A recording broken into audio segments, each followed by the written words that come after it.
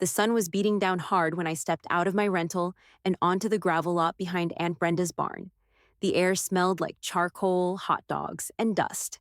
I could already hear the chaos, kids yelling, someone's Bluetooth speaker blasting Sweet Home, Alabama, and the sharp clank of beer bottles hitting a folding table. I was 10 minutes late to the Thompson family 4th of July picnic and already regretting showing up. My name's Rachel. I'm 31. I still live in Dayton, Ohio, where I grew up, and I've avoided this reunion for the past 6 years for a damn good reason. Every 3 years, the whole family floods Aunt Brenda's property like a county fair. Over 50 people, loud, nosy, and mostly the same as they were in high school. There's a big rented tent in the middle of the pasture, the usual grill setup out front, and a cornhole tournament bracket taped to the barn wall. Same as always. I walked up carrying a flimsy paper plate of coleslaw, trying to dodge attention. Everyone was already in their groups. The old men in lawn chairs comparing blood pressure meds, the suburban moms by the grill talking diets and carpool schedules, and of course, the cool cousins clustered near the beer cooler. Loudest of all was Erica, my cousin from Cincinnati, sitting at the center of a picnic table like she owned the place. I paused near their table, standing awkwardly with my coleslaw. Erica spotted me first and gave this tight little smile. "Oh, hey, Rachel," she said, tilting her sunglasses down. "We're kinda in the middle of talking adult stuff. Sorry." My face burned. "No worries," I mumbled, still half smiling, and turned to walk away. "Hey, Rachel," her brother Kyle chimed in with a snort. "Find a job yet, or are you still, what was it, freelancing?" That got a few laughs. Another cousin, Tara, added, "You still living in that duplex near the old Pizza Hut? I thought they shut that street down." I didn't answer. I just walked away. Walked.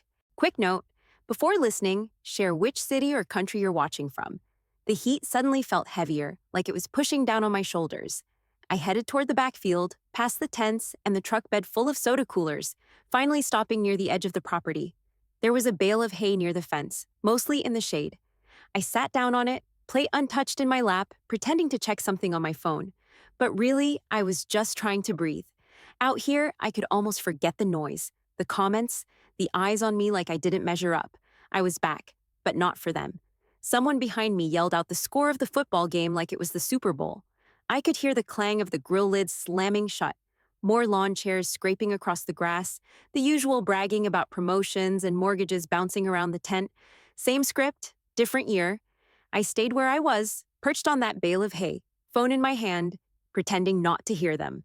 Ping. Text from Marcus, my logistics coordinator. "Jet lands at 5:15. Weather's good. Car and crew waiting." I glanced at the time. 5:07. Right on schedule. I'd originally planned to stay through cleanup, maybe help Aunt Brenda drag the trash bags to the bins. But no. I was done performing, done pretending I had to earn a seat at the grown-up table. I looked back toward the party. Erica's voice carried like always, sharp and smug. She was telling someone about the rooftop view from her downtown Cincinnati condo, how she got a raise, how her company just went public. "You should see the gym in my building," she said. "Pelotons in every corner. And the cafe downstairs does oat milk lattes with real cinnamon, not the powdery kind." They all laughed like she'd said something brilliant.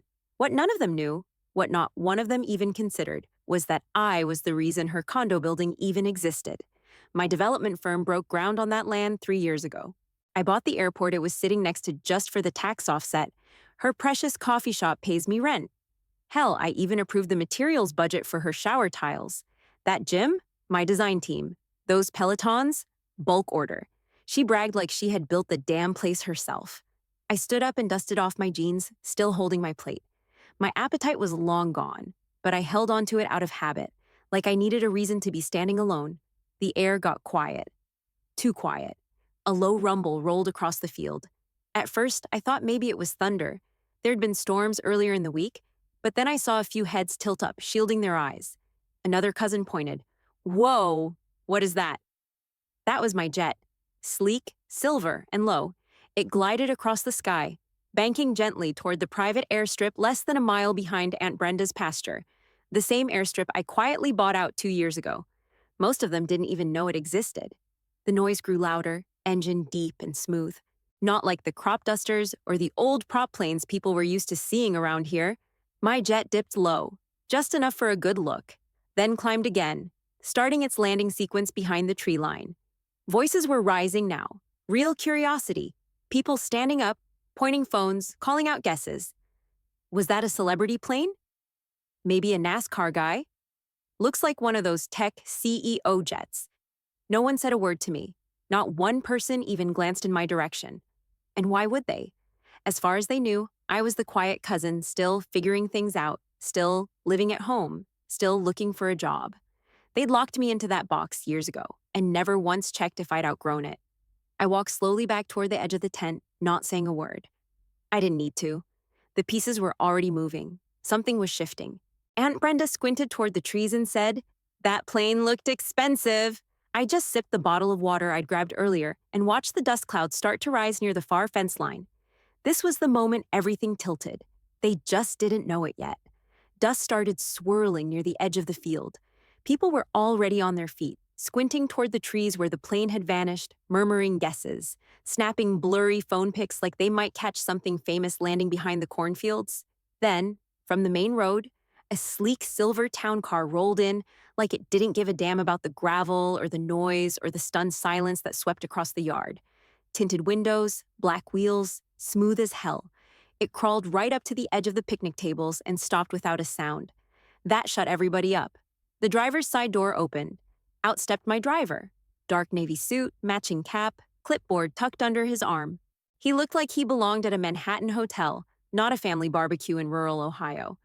I didn't move. Not yet. He walked straight into the crowd like he was on a schedule. Casual, but with purpose. Everyone shifted, stepping aside as he passed. Confused, curious, no clue what was happening. He stopped near the drinks table, flipped a page on the clipboard, and spoke in a voice clear and loud enough to cut through the quiet. "Miss Thompson." I raised my hand from where I stood, still halfway under the shade of the old maple tree. Every head whipped toward me like a switch had been thrown. My driver nodded. "We're ready when you are." That was it. Just that one sentence. But the silence afterward? Heavy, frozen. I set my untouched plate on the edge of a cooler and started walking. Calm, steady, not smiling, not explaining. The whispers started before I'd taken 3 steps. "Wait, what? Did he just say Miss Thompson? Is this a prank?" Erica finally spoke up, voice too high. "Rachel? What's going on? Did you win something?" She laughed, trying to drag everyone else into the joke. No one joined her. Uncle Pete stepped forward, adjusting his ball cap. "Hey now, what's all this? You do a sweepstakes or something?" I stopped next to the driver and turned toward them. "Number, I've got meetings on the ranch tomorrow." My ranch. Dead silence. The kind of silence that doesn't just mean confusion, it means gears turning, rewinding, trying to process what the hell they just heard. "Your ranch?" someone muttered. "What do you mean, your ranch?" I nodded to the driver, who handed me a small leather binder. It held the weekend itinerary and a satellite layout of the property. I didn't need to look. I knew every acre, but holding it made the moment more real. The crowd had fully turned toward me now. Not just curious, not just confused, stunned. No one laughed. No one said a word. Just staring. I glanced at Erica. She looked like someone had dumped a bucket of ice water over her head, mouth slightly open, still waiting for the punchline that wasn't coming. She blinked fast. "Wait, you mean you flew in on that plane?" Her voice cracked at the end. I looked at her like I had no idea why that was surprising. "Yeah," someone else asked. "You're in business now?" I gave the smallest smile. "You could say that." The driver opened the car door and stepped aside. I took one last look at all of them. Cousins, uncles, aunts, the whole swarm of people who'd written me off years ago, still thinking I was some flake living paycheck to paycheck in a rented duplex, begging for job referrals. Now they didn't know what to say. Good. I stepped into the car without another word and let the door shut behind me with a clean, solid click. The door hadn't even clicked shut before my Aunt Brenda was at the window, knocking like she expected me to roll it down and explain myself. I hit the button. The glass slid down slow. "What do you mean, your ranch?" she asked, face flushed, voice shaky. I leaned slightly toward her, still calm. "I own a cattle ranch 2 counties over, 5,000 acres, couple hundred head of Red Angus." Her mouth dropped open like I'd just spoken Mandarin. More family crowded in behind her. Cousins, in-laws, even my dad's brother who never leaves his chair during these things. Some stood back with arms crossed, others whispering like I couldn't hear them through the cracked window. I stepped out. If they wanted answers, they could get them face to face. I run an agricultural software company, I said. Nationwide clients, mostly supply chain systems and real-time crop analytics. Sold my first app when I was 23. Got 40 million for it. Dead silence. I could feel them processing, doing the math, second-guessing everything they thought they knew about me. I built the company from my garage, I added. Didn't take investors, didn't borrow money, didn't tell anyone because I didn't feel like explaining it every Thanksgiving. Cousin Jeremy laughed, like it was a joke. Wait, so you're saying you're rich now? No, I'm saying I run my own ag tech firm, own multiple properties, employ over 200 people, and I'm putting 120 million into drought-resistant crop research over the next 5 years. You could have heard a pin drop on a gravel driveway. Erica stepped forward, arms folded tight across her chest. But you live in that little duplex on Elm, she said, like that disproved everything. I didn't blink. I like Elm. It's quiet. Doesn't mean I don't own the buildings on either side. She stared at me, lips twitching like she couldn't decide whether to argue or shut up. Someone behind her, Tara maybe, said, "But you were asking for job tips last year?" "No," I shot back. "I asked Uncle Pete about water rights laws. I've been investing in farmland." "That's what that was." Uncle Pete rubbed his chin. "I thought that was for a class or something." "Yeah," I said. "The class where I buy 5 figures worth of grazing land a week?" He just nodded, stunned. They still weren't getting it. They couldn't. To them, I was still the smart but lazy cousin who never moved away, who never brought a +1, who showed up late and didn't say much. And now here I was, laying out numbers they didn't have the range to comprehend. Erica's voice finally cracked through again. "So, why didn't you ever say anything?" I looked right at her. "Because none of you ever asked." The silence wasn't shocked anymore. It was uncomfortable. Not a single one of them had asked what I'd been working on, building, creating. They just assumed I was a failure because I wasn't loud about it. They talked over me, made fun of where I lived, assumed every question I asked meant I was clueless. All I'd done was pay attention. While they were gossiping about sales jobs and school boards, I was building networks, buying assets, and studying water tables. "You guys were too busy deciding who belonged at which table," I said. Didn't leave room to notice who was writing the check for it. Brenda blinked fast like she wanted to respond, but couldn't figure out where to start. Jeremy cleared his throat. "So, you're really rich?" "I have more responsibilities than money," I said. "But yes, I'm doing fine." No one laughed. No one had the guts to ask what fine meant anymore. I looked down at my watch. 5:21. Time to go. I turned to the driver. "Let's head out." He opened the back door again. The rest of them just stood there, awkward and quiet, like someone had flipped the script and they couldn't find their lines. I got back in the car, shut the door, and didn't look back. The tires crunched slow over the gravel as we pulled away. I looked out the tinted window and gave a polite little wave. A few cousins half-waved back, unsure if they were supposed to. Most just stood there, still staring like I'd pulled off a mask and revealed I was someone else entirely. I didn't smile. I didn't gloat. I just left. The next morning, my phone buzzed at 8:03, Mom's cell. I let it ring once before picking up. She didn't even say hello, just started talking, voice already cracked with emotion. "Rachel, what happened yesterday? Everyone's in shock." I stared out the kitchen window of my main house, not the duplex, my actual home. Ranch style, high ceilings, quiet as hell. The sun was just starting to hit the pasture line. "They didn't know who I was," I said, keeping my voice even. "Now they do?" She sighed hard.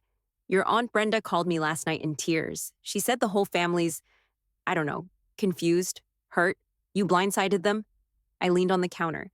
"You mean I showed up and didn't apologize for being successful?" She didn't answer. Then came the click of the landline transferring, and suddenly it was Dad's voice. "Hey kid, we, just got off the phone with Uncle Pete. He said you've been doing all this business stuff on the side. Is that true?" "Not on the side," I said. "It's my life." Silence. "Why didn't you tell us?" he asked. That one landed. I took a breath and sat down at the table. "Because every time I brought it up, you waved it off," I said. You told me to get a steady job. You said my tech stuff was cute. Remember that? I didn't mean, you said I should apply at the city office, Dad. Well, we didn't know it was real. You never made it sound like, because I got tired of explaining things to people who didn't listen. My mom got back on. Sweetheart, it's not that we didn't care. You asked what I was doing, and before I could answer, you told me to go back to school. You laughed when I said I was building apps. You changed the subject when I said I was looking into ag patents. You treated me like a kid with a hobby, not a grown woman building something. They went quiet again. I didn't fill the space. I let it sit. Finally, Dad spoke. So, it's worth that much? You're really, like, rich? I've built something that works, I said. Something I own, something real. More silence. Then Mom asked, softer now, why didn't you fight harder to make us see it? I stood up again, gripping the phone tighter. Because I shouldn't have had to beg to be seen, I said. Not by my own parents. That hit harder than anything else I'd said. My voice didn't crack. Theirs did. Dad cleared his throat. We messed up. You did, I said, not cruel, just honest. But I'm not angry anymore. I'm past that. Mom sniffled. We're proud of you. Just late in saying it, I said. Another pause. We'd like to come visit sometime, Dad added. See what you've built. You can, I said. But come to see me, not the ranch. They both said okay, like they understood. Maybe they did. Maybe they didn't. But they heard me. Finally. 2 weeks later, I was in the middle of reviewing water sensor data from the Oklahoma site when Amanda buzzed me. Erica Thompson left another voicemail, she said. That's the third one this week. I leaned back in my chair. What's she want now? She says she wants to meet. She's being friendly. Translation. Desperate. Patch her through, I said, already knowing how this was going to go. Amanda clicked the line over. A second later, Erica's voice filled the speakerphone. Cheerful, high-pitched, and just fake enough to make my skin crawl. Rachel, hi! Oh my God, I wasn't sure you'd actually take my call. I've been meaning to reach out ever since the picnic. I don't know, it was all kind of overwhelming, right? I didn't say anything. I waited. Let her fumble. So anyway, she kept going. I was thinking maybe we could grab coffee sometime. Just us? It's been forever since we caught up, and I feel like there's so much we didn't get to talk about. Her voice cracked like she was nervous. She should have been. Erica, I said, what is it you want? She hesitated. I wanted to apologize. I think we got off on the wrong foot. At the picnic. It was all just a big misunderstanding, you know? No, I don't know, I said. What exactly did you misunderstand? We just had no idea you were so successful, she said quickly. None of us did. If we'd known, I cut her off.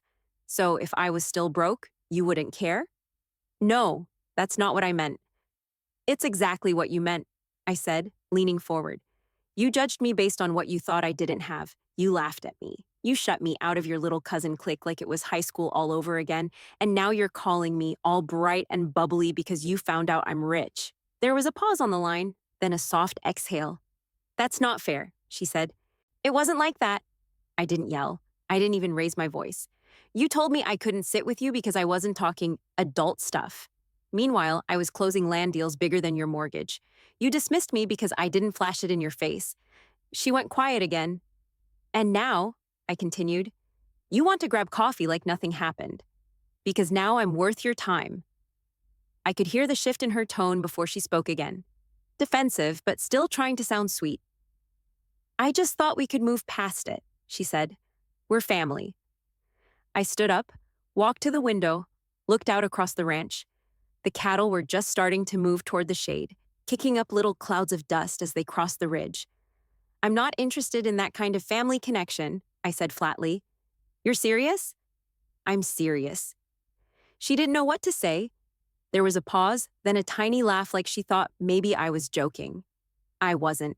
I hope things work out for you, Erica, I added, but I'm not the cousin you get to lean on just because you finally noticed I exist. The line stayed open a second longer, then clicked off. Amanda's voice came through the intercom. Want me to block her number? No, I said. Just flag it. I sat back down and returned to the water data. Some people change when they're humbled. Erica? She just adjusted her tone. By the end of that month, the invitations started rolling in like clockwork. Cousin Matt, who used to mock me for playing with apps, sent a LinkedIn message asking if I had time to talk business over lunch. He attached a grainy PDF of some landscaping startup idea he and a buddy had scribbled on a napkin. I ignored it. Then I sent him a gift card for a local steakhouse and wished him luck. Next came Erica again. This time, a pastel envelope in the mail with a gold-trimmed wedding invite inside. Hand addressed like that somehow made it personal.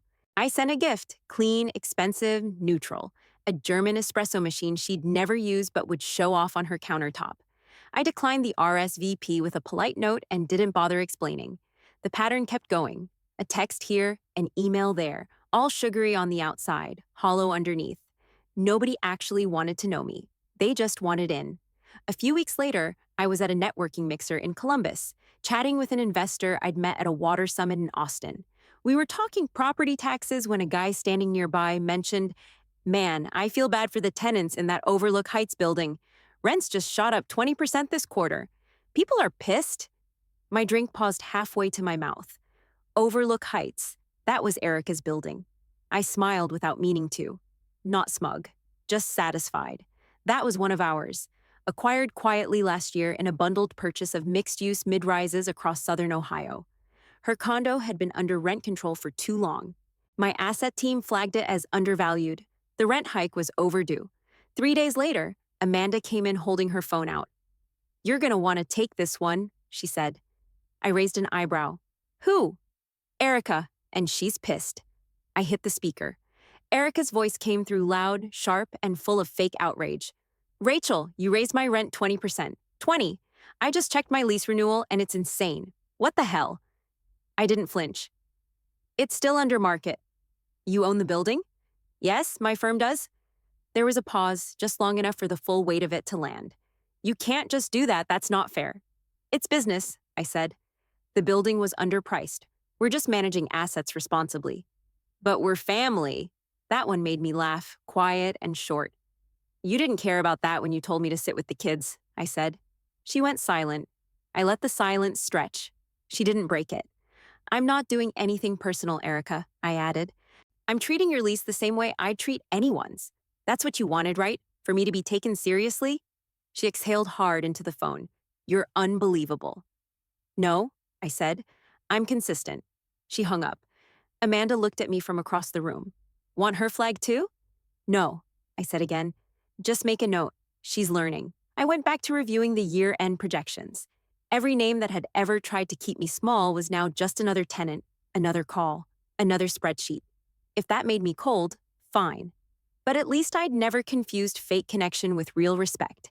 I had just wrapped a supplier call when my phone buzzed again. Mom's cell. I almost let it go to voicemail. But something told me to answer. "Hey," I said. Her voice came through soft, a little tight. "Hi, sweetie. Got a minute?" "Yeah. What's up?"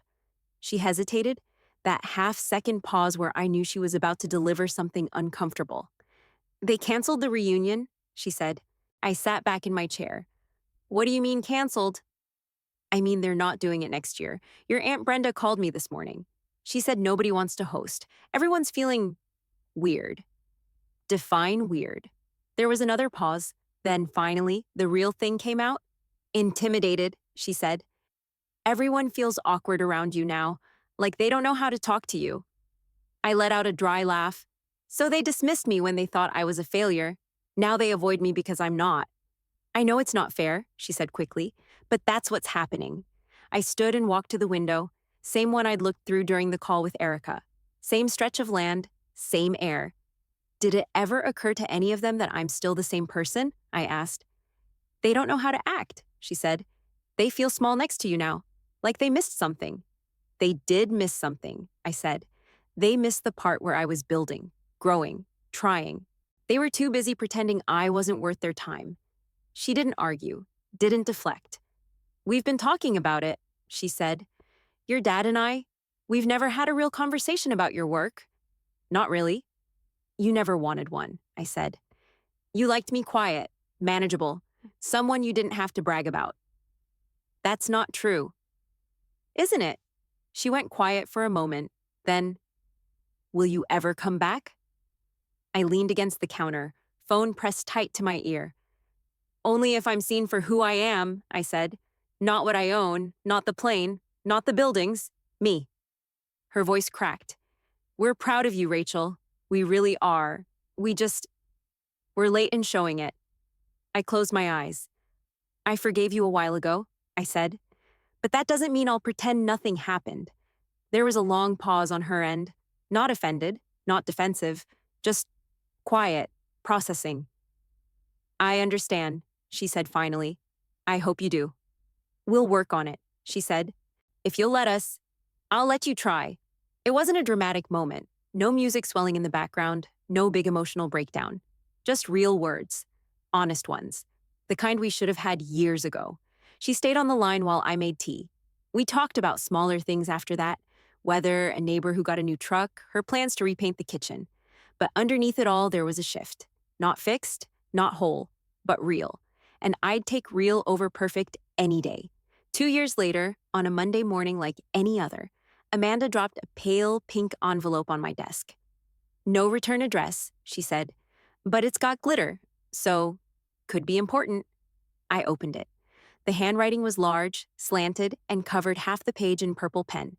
Hi, Rachel, you're super rich, but you're also nice. I'm starting a craft stand. Any tips? Love, Lily. I smiled before I even finished reading it.